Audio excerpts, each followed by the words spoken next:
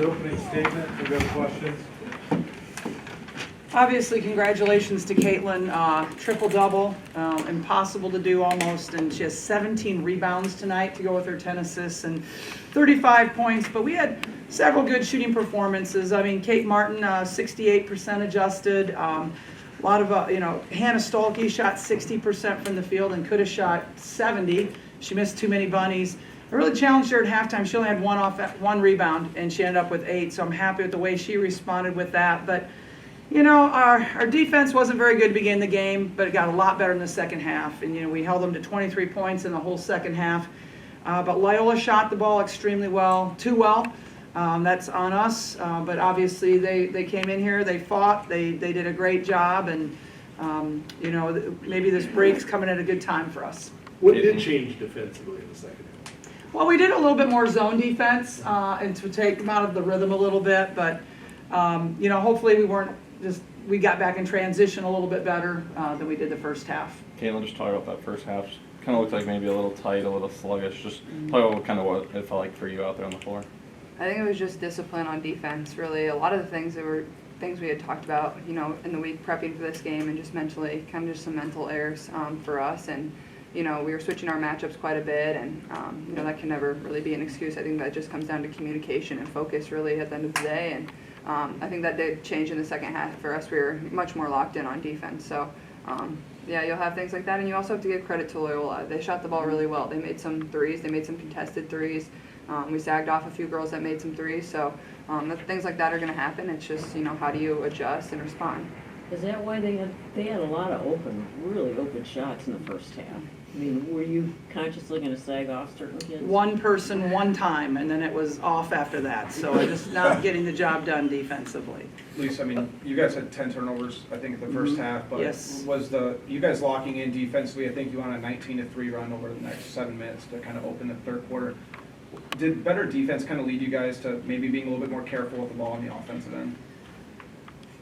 I think it's just a matter of, at the beginning of the game, we were playing pretty fast, made some careless turnovers, some handoff turnovers, and I just think that we came out a little bit more assertive in the second half and kind of determined not to do that. But, that was pretty bad to begin this game and the turnovers. Was Gabby's absence, did that contribute to the defensive effort? It could. It could. She is a person that we usually would have one of their best offensive players, so certainly not having Gabby, and then also we switched our lineup with Hannah and for Sharon, so we had a different lineup tonight than what we've had, but no excuses. We have to still, we never know when we're going to be down a person. Kate, you guys. Yeah. Sorry, Kate, let's get you involved here. You guys went into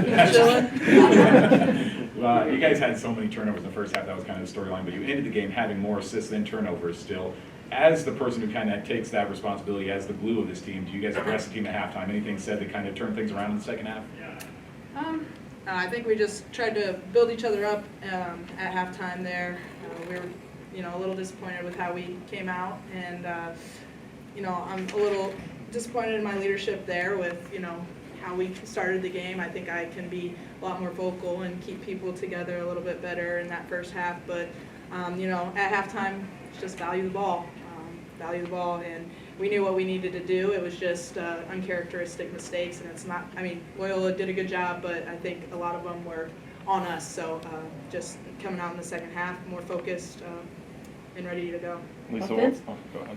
Offensively, what did you guys do in the third quarter to really take the game by the throat? We got stops. Yeah. We got stops. 6 of their 14 points were in the last minute and 30 of that third quarter. So I think it was just playing defense and going in transition, and that was the biggest thing.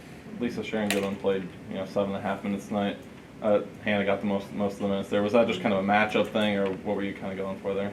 Well, it was a matchup thing. They were really playing. She's really like a stretch 4. And so that's a little bit harder for Sharon to guard and Addie and AJ, so Hannah had to play a few more minutes tonight. Lisa, with non-conference kind of in the books here, how are you just generally feeling going into the thick of the Big Ten? Yeah, I feel like up until tonight, I thought our defense had really improved. I know our rebounding has improved. Again, we out-rebound this opponent, 51 to 27, almost double them up on the rebounds, so that's really good. But, I mean, we're always a work in progress. I mean, again, tonight we have a different lineup again tonight, and so we're just going to keep trying to get better every day. I feel like we're good right now, but I feel like we can get a lot better. It looked like Kylie Feuerbach stepped in and really played well. Yeah. Got some steals. I think she only took one shot, and yeah, she did. But she seemed to be all over the place. What did that mean, especially with the absence of Gabby Marshall? Yeah, Kylie can play defense pretty well, and she did take a couple charges tonight, which was good. And you're right, her plus minus is very, very good, which shows her defensive effort as well as her offense. So she was perfect from the line.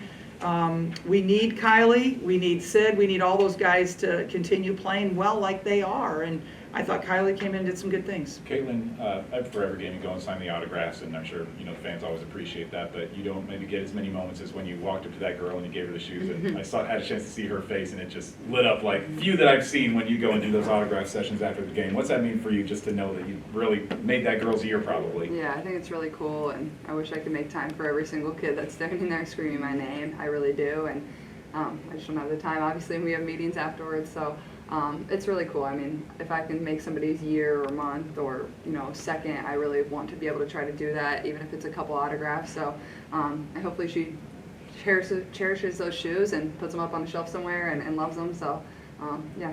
Caitlin, I actually got the chance I ran into her going down to the press conference. She was telling me it was her first Iowa game ever, and she actually went as you for Halloween. Oh, no way. That's cute. So when you kind of hear stuff like that, and you kind of think about that, how kind of crazy is that? It's really cool, and she had my jersey on also, so that was really special. And I think my mom went up to her too, and I don't even think she plays basketball. I think she's like a softball player, but she just loves Iowa women's basketball, and I think that just shows like how far impact reaches. Like, people just love our team.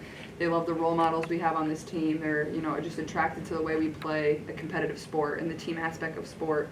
And I think that's the coolest thing. And that's cool that it was her first ever Iowa basketball game. I'm sure she'll want to come back for a lot more now. I can't promise shoes every time, though. What's the brand, I mean, obviously Nike, but what's Reverse the name? Grinches, Kobe's Reverse Grinches. Okay. They're like those green ones I wear, but in reverse. Size? So red and green. 9.5 men. It's very Christmassy. Lisa, we Caitlin, talked. you had to wait a little bit, maybe longer than you'd hoped to get that last assist. Just were you getting a little anxious there, and then I guess your feelings on yet another triple double? No, not really. I mean, I knew we were going to make some bunnies. I feel all around all of us missed a few bunnies that we would have made tonight, and sometimes that just happens. But as the season goes on, you'll kind of progress, and like Coach Butter said, Hannah's still coming back from injury, and just kind of getting her feet under her touchback. But no, I mean, 10 assists is all because of my teammates, so I'm just thankful for them, and Coach Butter let me have the opportunity to get it. So it's always cool when you get one of those. Lisa, we It talked about. seems like Molly gets a bad call here and there, and she kind of gets frustrated. Is there anything you've talked to her about? I think Try to just lift her encouragement. spirits. I think Molly's one that's actually very steady for our team. I think she's one that's always very level-headed. She's in her 5th year and really understands the game well. I think her basketball IQ is through the roof. It's just almost getting her to believe in herself and instilling confidence in her. I think that's what all of us try to do, is let her know how much all of us believe in her, and so she can believe in herself and continue to contribute to our team. Lisa, we've talked about Sid's rebounding a lot this season. 6 of her 7 rebounds came on the offensive end, and I just talk about how important it is that you can rely on someone, not the tallest player on the floor, but to rely on someone to do that for you guys. That's her game, though, right? Like, she's going to go and clean up the garbage. And, I mean, the girl, she's a blue-collar player. She's going to get on the floor for loose balls. She's going to work hard on defense. She's going to get rebounds for us. It's not always pretty, but it's effective, and that's all that matters to me. What you is look the at Gabby something- situation? I mean, She's sick. oh, okay. Yeah, So maybe by Minnesota she'll be. Oh, yeah, Okay. yeah, definitely. When you look at, it's a 5 o'clock on a weekday, a work day for here, the students aren't here yet. The place is practically full. I mean, Yeah. that's hard to do a lot of times, but yet you guys are still bringing in. What is your just general thoughts when you look out here at 5 o'clock game on a Thursday before Christmas? I'm just thankful. Honestly, I'm just thankful. I'm proud of my team because I think, Caitlin's fun to watch, but I think there's a lot of people that are fun to watch on this team, and they're incredible role models. But I'm thankful that I work at a place where it promotes women's basketball, it stands behind women's basketball, and the Iowa fans, I mean, they're just amazing. They showed that all last year, and you know, I think there was a lot of kids that had Christmas presents today coming to our game. Caitlin, I am going to keep asking you about these players that you pass as you climb the NCAA scoring list tonight. Rachel Bannon was one. I have to imagine you have some memories of seeing her play. I'd be curious to get your thoughts on her. And you're 1 point behind right now, Lori Bauman, somebody maybe that Coach Blue remembers a little better. I'd be curious to hear you both share about some of these players in your sights right now. Yeah, I think obviously Rachel is somebody that's a great player, still plays in the WNBA, plays for my favorite WNBA team, the Minnesota Lynx. You know, I grew up loving the Lynx, so it's always cool to be on the same list as a lot of great players that you idolized growing up. And I think, I don't know, it still kind of takes you back a little bit when your name's kind of in the mix of some of those really, really tremendous players. So, yeah, it's special. Kate, you're a bit of a, you know, obviously your role as glue player, you're a stat sheet stuffer. I got those words out. With Sita Folter in the starting lineup, does it change your role at all when she's getting more minutes, or are you still just playing your game the same way? Going out there and playing basketball. Really, it doesn't, nothing changes for me in that regards. I mean, Sid, like we said, she's going to go get boards, and, you know, it doesn't mean I don't have to box out and I don't have to go get rebounds too. So, but no, I'm just focused on playing my game and doing my thing as well.